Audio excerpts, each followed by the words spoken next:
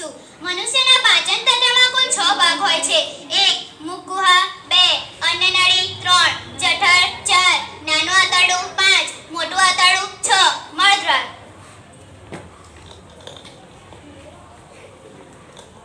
ખોરાકનું અંતગ્રહણ મુખ દ્વારા થાય છે। મોંના અંદરના પોલાણને મુખગૃહ કહે છે। મુખગૃહમાં દાંત, જીભ અને લાળ ગ્રંથિઓ આવેલી છે। દાંતના મદદથી ખોરાકને ચાવીને નાના નાના ટુકડા કરી શકાય છે। ચાવવા દરમિયાન જીભ ખોરાકને એકઠો કરી દાંત નીચે મૂકે છે તથા સ્વાદ પારખે છે। વળી જીભ લાળ ગ્રંથિઓમાંથી સ્ત્રીવતી લાળરસને ખોરાકમાં ભેળવે છે। આથી ખોરાકમાં અર્ધપ્રવાહી ગોળીઓ બને છે, જેથી ખોરાક સહેલાઈથી ગળી શકાય છે।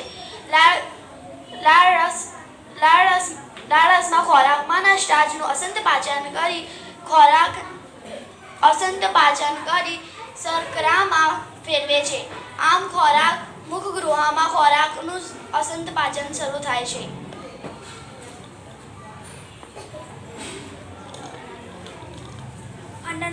અન્નનળી ધ ફૂડ પાઇપ। ગળેલો ખોરાક અન્નનળીમાં થઈ આગળ વધે છે।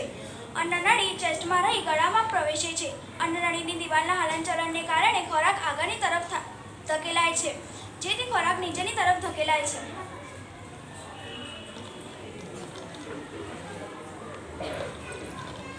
જઠર એક જાડી દિવાલવાળી કોથળી છે। તેનો આકાર પોળા જેવો છે। તે પાચન નાગનો સૌથી પહોળો ભાગ છે।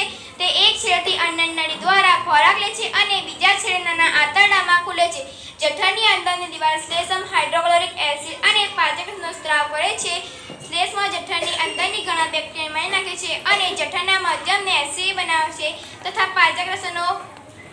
પાચકરસોનો કાર્ય કરવામાં મદદ કરે છે। પાચકરસોના પ્રોટીનને તોડીને તેનું સરળ ઘટકોમાં મદદ કરે છે। નાનું આંતરડું એ અત્યંત કૂચડામય અને 7.5 મીટર જેટલું લાંબુ હોય છે। તે યકૃત અને સ્વાદુપિંડના સ્ત્રાવો મેળવે છે। ઉપરાંત તેની દિવાલ રસોનો સ્ત્રાવ કરે છે। યકૃત એ લાલચ પડતા બદામી રંગની અંદરની જમણી બાજુએ ઉપરના ભાગે આવેલી ગ્રંથિ છે। તે આપણા શરીરની સૌથી મોટી ગ્રંથિ છે। તે પિત્તરસનો સ્ત્રાવ કરે છે, જે પિત્તાશય તરીકે ઓળખાતી કોથળીમાં સંગ્રહાયેલ હોય છે। પિત્તરસ અને ચરબીના પાચનમાં મહત્વનો ભાગ ભજવે છે। સ્વાદુપિંડ એ મોટી અને આછા બદામી રંગની ગ્રંથિ છે, જે જઠરની નીચે આવેલી છે। સ્વાદરસ કાર્બોદિત, પ્રોટીન અને ચરબી પર કાર્ય કરી તેને સાદા સ્વરૂપમાં રૂપાંતર કરે છે।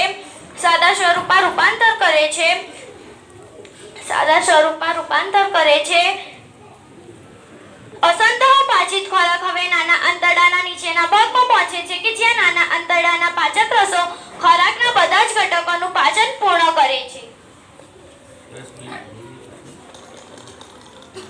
હવે પાચિત ખોરાકના નાના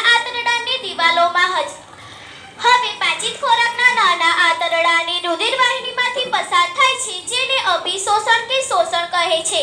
નાના આંતરડાના અંદરની દિવાલોમાં હજારો આંગળીઓ જેવા પર્વતો જોવા મળે છે, જેને રસાંકુરો કહે છે। રસાંકુરો પાચિત ખોરાકની સપાટીમાં વધારો કરે છે। દરેક રસાંકુરો સપાટીની નજીક નાની, પાતળી અને રુધિર પેશીઓનું જાળું જોવા મળે છે। રસાંકુરો સપાટીમાં શોષણ કરે છે। શોષાયેલ ખોરાક રુધિરવાહિનીઓ દ્વારા વિવિધ અંગો સુધી પહોંચે છે, જ્યાં તે જરૂરી પ્રોટીન અને જટિલ ઘટકોનું બંધારણ કરે છે। જે ખોરાક અપાચિત અને વણશોષલાય છે, તે મોટા આંતરડામાં જાય છે। મોટું આંતરડું એ નાના આંતરડા કરતાં પહોળું અને ટૂંકું હોય છે, જે આશરે 1.5 મીટર જેટલું લાંબુ હોય છે। તે અપાચિત ખોરાકમાંથી પાણી અને કેટલાક ક્ષારોનું શોષણ કરવાનું કાર્ય કરે છે। બાકી રહેલ કચરો એ મળાશયમાં જાય છે અને ત્યાં અર્ધઘન મળ સ્વરૂપે રહે છે। આ મળદ્વાર દ્વારા સમયાંતરે નિકાલ પામે છે, જેને મળત્યાગ કહે છે।